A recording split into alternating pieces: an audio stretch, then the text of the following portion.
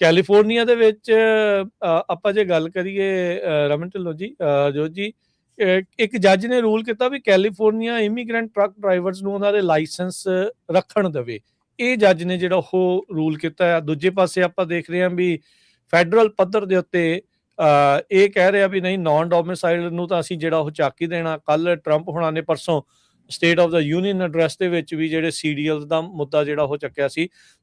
ਸੋ ਜਿਹੜੇ ਲੋਕ ਇਹ ਕਹਿੰਦੇ ਸੀਗੇ ਵੀ ਕੋਈ ਚੰਗੀ ਖਬਰ ਵੀ ਦਿਆ ਕਰੋ, ਹੁਣ ਕੈਲੀਫੋਰਨੀਆ ਦੇ ਜੱਜਾਂ ਲਈ ਤਾਂ ਇਹ ਕਹਿੰਦੇ ਆ ਵੀ ਇਮੀਗ੍ਰੈਂਟ ਟਰੱਕ ਡਰਾਈਵਰਸ ਨੂੰ ਉਹਨਾਂ ਦੇ ਲਾਇਸੈਂਸ ਰੱਖਣ ਦੇਣੇ ਚਾਹੀਦੇ ਆ। ਪਰ ਪੇਚਾ ਇਹਨਾਂ ਦਾ ਫੈਡਰਲ ਲੈਵਲ ਦੇ ਉੱਤੇ ਜਿਹੜਾ ਪਿਆ ਆ। ਸੋ ਕੀ ਇਸ ਜਿਹੜੇ ਲਾਸੂਟ ਦੇ ਵਿੱਚ ਜਾਂ ਇਹ ਜਿਹੜੇ ਜੱਜ ਦੀ ਰੂਲਿੰਗ ਕੀ ਕਹਿੰਦੀ ਆ, ਜੇ ਤੁਸੀਂ ਰਮਨ ਜੀ ਤੁਹਾਨੂੰ ਇਸ ਦੇ ਬਾਰੇ ਪੜ੍ਹਨ ਦਾ ਮੌਕਾ ਮਿਲਿਆ ਤਾਂ? ਬਿਲਕੁਲ ਰਾਜਕੁਮਾਰ, ਮੈਂ ਪੂਰੀ ਕਲੀਅਰਲੀ ਅਜੇ ਨਿਊਜ਼ ਕੱਲ 3 ਵਜੇ ਸੀਗੀ ਕੋਡੇਟ, ਸੋ ਉਹਦੇ ਵਿੱਚ ਥੋੜਾ ਜਿਹਾ ਅੱਗੇ ਪਾ ਦਿੱਤਾ ਗਿਆ ਇਹਦੀ ਜਿਹੜੀ ਕੈਂਸਲੇਸ਼ਨ ਆ, ਇਹਨੂੰ ਥੋੜਾ ਅੱਗੇ ਪਾ ਦਿੱਤਾ ਗਿਆ।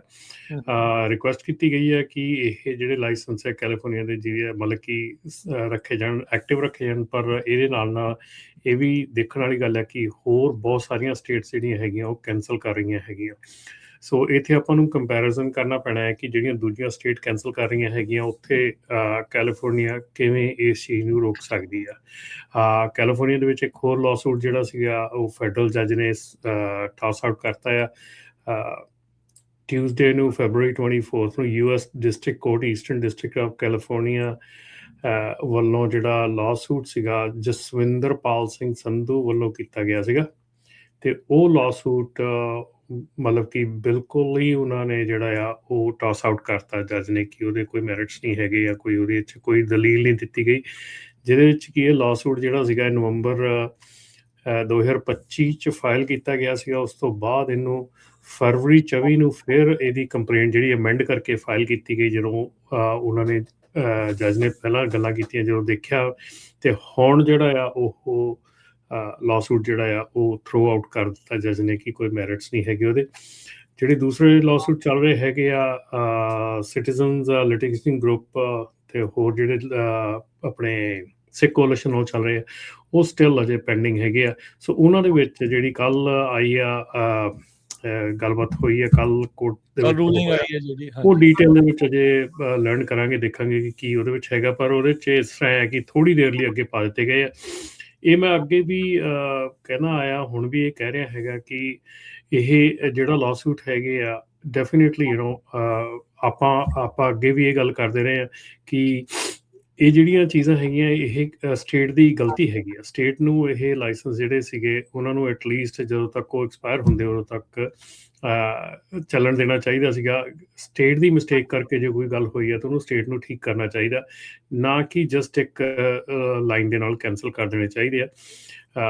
ਚਲੋ ਜਦੋਂ ਤੱਕ ਦੇਖੋ, ਹੁਣ ਮਿਸਟੇਕ ਸਾਰਿਆਂ ਨੂੰ ਵੱਡੀ ਹੈ ਕਿ ਟੈਕਨੀਕਲ ਮਿਸਟੇਕ ਇਹ ਹੈ ਕਿ ਜਿਨ੍ਹਾਂ ਦੇ ਲਾਇਸੈਂਸ ਜਿਹੜੇ ਆ ਉਹ ਵਰਕ ਪਰਮਿਟ ਤੋਂ ਬਾਅਦ ਐਕਸਪਾਇਰ ਹੁੰਦੇ ਆ, ਉਹ ਟੈਕਨੀਕਲੀ ਰੋਂਗ ਹੈਗੇ ਆ। ਸੋ ਟੈਕਨੀਕਲੀ ਰੋਂਗ ਜਿਹੜੇ ਉਹ ਸਟੇਟ ਦਾ ਫਾਲਟ ਹੈਗਾ। ਇਸ ਕਰਕੇ ਸਟੇਟ ਨੂੰ ਉਹਨਾਂ ਨੂੰ ਕਰੈਕਟ ਕਰਨਾ ਚਾਹੀਦਾ, ਨਾ ਕਿ ਉਹਨਾਂ ਨੂੰ ਖਤਮ ਕਰਨਾ ਚਾਹੀਦਾ। ਬਾਕੀ ਰਹਿ ਗਈ ਗੱਲ ਕਿ ਜਿਹੜੀ ਸਿਚੁਏਸ਼ਨ ਚੱਲ ਰਹੀ ਹੈ, ਜਿੱਦਾਂ ਦੀ ਸਿਚੁਏਸ਼ਨ ਚੱਲ ਰਹੀ ਆ, ਜਿੱਦਾਂ ਦੇ ਐਕਸੀਡੈਂਟਸ ਹੋ ਰਹੇ ਆ, ਜਿੱਦਾਂ ਦੇ ਫਰਾਡ ਕੇਸਿਸ ਹੋ ਰਹੇ ਆ, ਜਿੱਦਾਂ ਦੀਆਂ ਸਿਚੁਏਸ਼ਨਾਂ ਪੈਦਾ ਕੀਤੀਆਂ ਜਾ ਰਹੀਆਂ ਆ, ਉਹਦੇ ਹਿਸਾਬ ਦੇ ਨਾਲ ਦੇਖਣ 'ਚ ਆ ਰਿਹਾ ਕਿ ਨਹੀਂ, ਸ਼ਾਇਦ ਹੋ ਸਕਦਾ ਕਿ ਇਹ ਚੀਜ਼ ਜਿਹੜੀ ਆ ਸਿਰੇ ਨਾ ਲੱਗੇ। ਕਿਉਂਕਿ ਕੈਮੇਲੀਅਨ ਕੈਰੀਅਰਸ ਦਾ ਇਸ ਵੇਲੇ ਤੁਸੀਂ ਨਿਊਜ਼ ਕੀਤੀ ਹੋਣੀ ਆ, ਜਿਹੜੀ ਇੰਡੀਆਨਾ ਦੀ ਨਿਊਜ਼ ਹੈਗੀ ਆ ਜਾਂ ਹੋਰ ਸਟੇਟਸ ਹੈਗੀਆਂ ਜਿਹੜੀਆਂ, ਉਹ ਕੈਮੇਲੀਅਨ ਕੈਰੀਅਰਸ ਦੇ ਪਿੱਛੇ ਜਿਹੜੀਆਂ ਆ ਬਹੁਤ ਹੱਥ ਧੋ ਕੇ ਪੈ ਰਹੀਆਂ ਹੈਗੀਆਂ।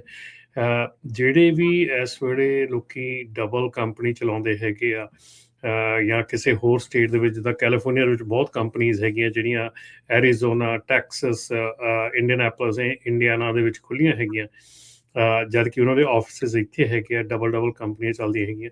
ਸੋ ਇਹ ਸਾਰੀਆਂ ਚੀਜ਼ਾਂ ਜਿਹੜੀਆਂ ਹੁਣ ਇਹ ਮਤਲਬ ਕਿ ਰੇਡਾਰ ਦੇ ਥੱਲੇ ਹੈਗੀਆਂ ਇਸ ਵੇਲੇ।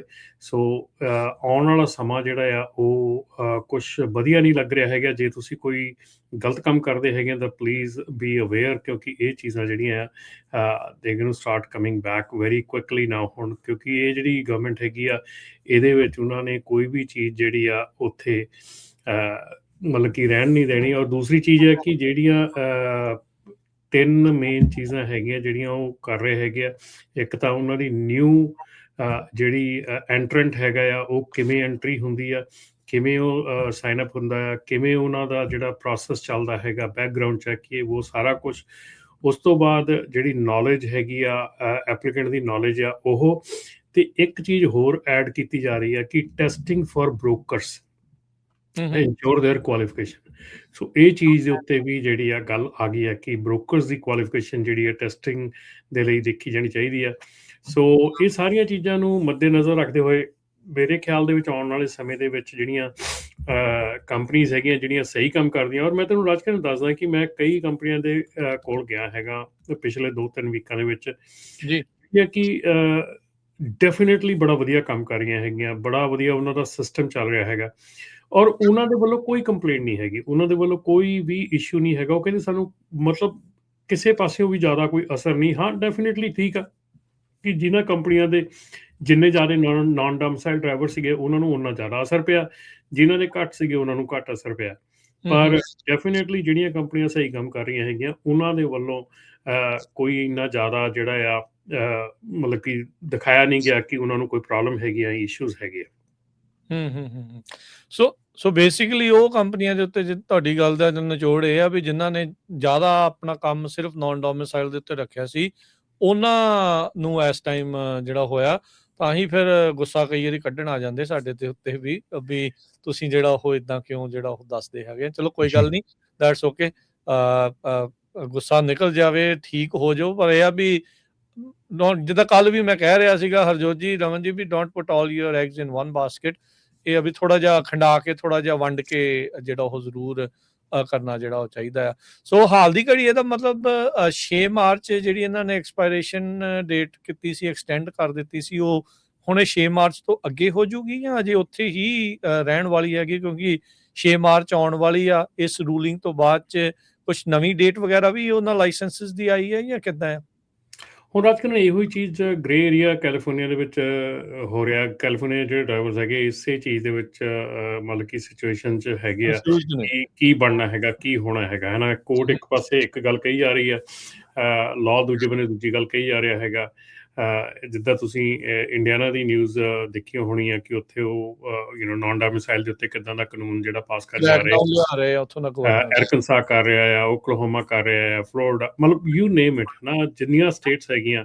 ਜੇ ਹੁਣ ਲਾਇਸੈਂਸ, ਮੈਂ ਇੱਕ ਗੱਲ ਕਰਦਾ ਕਿ ਜੇ ਚਲੋ ਮੰਨਿਆ ਵੀ ਜੇ ਲਾਇਸੈਂਸ ਰਹਿ ਵੀ ਜਾਊਗਾ 6 ਮਹੀਨੇ ਸਾਲ ਰਹਿ ਜਾਊਗਾ, ਪਰ ਜੇ ਕਿਸੇ ਸਟੇਟ ਨੇ ਕ੍ਰਾਸ ਹੀ ਨਾ ਕਰਨ ਦਿੱਤਾ ਵਿੱਚੋਂ ਦੀ, ਤੇ ਦੈਨ ਵਟ ਉਹਦਾ ਕੀ ਮਤਲਬ ਰਹਿ ਜਾਂਦਾ ਹੈ। ਸੋ ਆਈ ਥਿੰਕ ਇਹ ਚੀਜ਼ਾਂ ਜਿਹੜੀਆਂ ਆ ਇਹ ਆਪਾਂ ਨੂੰ ਸਾਰਿਆਂ ਨੂੰ ਸੋਚਣੀਆਂ ਚਾਹੀਦੀਆਂ, ਔਰ ਖਾਸ ਕਰਕੇ ਜਿਹੜੇ ਡਰਾਈਵਰਸ ਹੈਗੇ ਆ ਜਿਹੜੇ ਇਸ ਕਿੱਤੇ ਦੇ ਉੱਤੇ ਡਿਪੈਂਡ ਕਰਦੇ ਹੈਗੇ ਆ, ਉਹਨਾਂ ਨੂੰ ਸੀਰੀਅਸਲੀ ਸੋਚਣਾ ਚਾਹੀਦਾ ਹੈਗਾ ਕਿ ਕੀ ਡਰਾਈਵਿੰਗ ਹੀ ਇੱਕ ਲਾਸਟ ਰਿਜ਼ੋਰਟ ਹੈਗਾ ਜਾਂ ਇਸ ਤੋਂ ਬਿਨਾਂ ਹੋਰ ਕੋਈ ਚੀਜ਼ਾਂ ਵੀ ਹੈਗੀਆਂ ਜਿਹੜੀਆਂ ਕੀਤੀਆਂ ਜਾ ਸਕਦੀਆਂ। ਸੋ ਮੇਰੇ ਖਿਆਲ ਦੇ ਵਿੱਚ ਰਾਜਕਰਨ, ਜੋ ਪਿਛਲੀ ਵਾਰੀ ਆਪਾਂ ਇੱਕ ਗੱਲ ਕੀਤੀ ਸੀ ਬਾਕਸ ਟਰੱਕ ਵਾਲੇ ਭਾਜੀ ਹੁਣੀ ਆਣ ਕੇ ਕਹਿ ਕੇ ਗਏ ਸੀ ਬਾਕਸ ਟਰੱਕ ਬਾਰੇ। ਸੋ ਉਹਦੇ ਬਾਰੇ 'ਚ ਇੱਕ ਚੀਜ਼ ਮੈਂ ਕਹਿਦਾ ਕਿ ਮੈਨੂੰ ਵੀ ਕਾਫੀ ਕਾਲਸ ਆਈਆਂ ਕਿ ਸਾਨੂੰ ਗਾਈਡ ਕਰੋ ਬਾਕਸ ਟਰੱਕ ਦੇ ਲਈ। ਬਾਕਸ ਟਰੱਕ ਦੇ ਲਈ ਤੁਹਾਨੂੰ ਲੌਂਗ ਹਾਲ ਦੇ ਵਾਂਗੂ ਗਾਈਡੈਂਸ ਜਿਹੜੀ ਆ ਉਹ ਘੱਟ ਕੰਮ ਕਰਦੀ ਆ। ਤੁਸੀਂ ਬਾਕਸ ਟਰੱਕ ਦੀ ਕਿਸੇ ਕੰਪਨੀ ਦੇ ਵਿੱਚ ਕੰਮ ਕਰ ਸਕਦੇ ਆ ਪਹਿਲਾਂ, ਟੂ ਅੰਡਰਸਟੈਂਡ ਕਿ ਬਿਜ਼ਨਸ ਕੀ ਆ। ਇਹ ਜਿਹੜਾ ਬਾਕਸ ਟਰੱਕ ਦਾ ਬਿਜ਼ਨਸ ਆ ਉਹ ਲਿਟਰਲੀ ਨਾਟ ਈਜ਼ੀ। ਇਹ ਇੰਨਾ ਈਜ਼ੀ ਨਹੀਂ ਹੈਗਾ ਜਿੰਨਾ ਈਜ਼ੀ ਲੌਂਗ ਹਾਲ ਟਰੱਕਿੰਗ ਦਾ ਕੰਮ ਹੈਗਾ।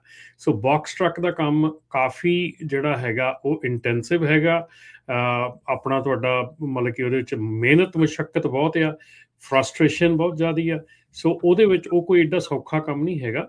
ਪਰ ਜੇ ਤੁਸੀਂ ਬਾਕਸ ਟਰੱਕ ਦਾ ਕੰਮ ਕਰਨਾ ਚਾਹੁੰਦੇ ਆ ਤਾਂ ਬਾਕਸ ਟਰੱਕ ਦੀ ਕਿਸੇ ਨਾ ਕਿਸੇ ਕੰਪਨੀ ਦੇ ਵਿੱਚ ਆਪਣੇ ਆਪ ਨੂੰ ਤੁਸੀਂ ਉੱਥੇ ਜਾਓ, ਉਹਨਾਂ ਦੇ ਵਿੱਚ ਕੰਮ ਕਰੋ, ਉਹਨਾਂ ਦੇ ਵਿੱਚ ਦੇਖੋ ਕਿ ਤੁਹਾਡਾ ਕੰਮ ਕਿੱਦਾਂ ਦਾ ਹੈਗਾ, ਤੁਹਾਨੂੰ ਇਹ ਸੂਟ ਕਰਦਾ ਕਿ ਨਹੀਂ ਕਰਦਾ, ਦੈਨ ਤੁਸੀਂ ਉਹ ਕੰਮ ਦੇ ਵਿੱਚ ਜਾਣ ਦੀ ਕੋਸ਼ਿਸ਼ ਕਰੋ।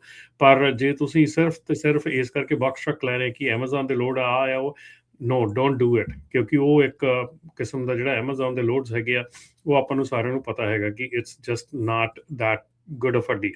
ਸੋ ਬਾਕਸ ਟਰੱਕ ਦੇ ਬਾਰੇ 'ਚ ਇੱਕ ਇਹ ਗੱਲ ਸੀ ਕਰਨੀ।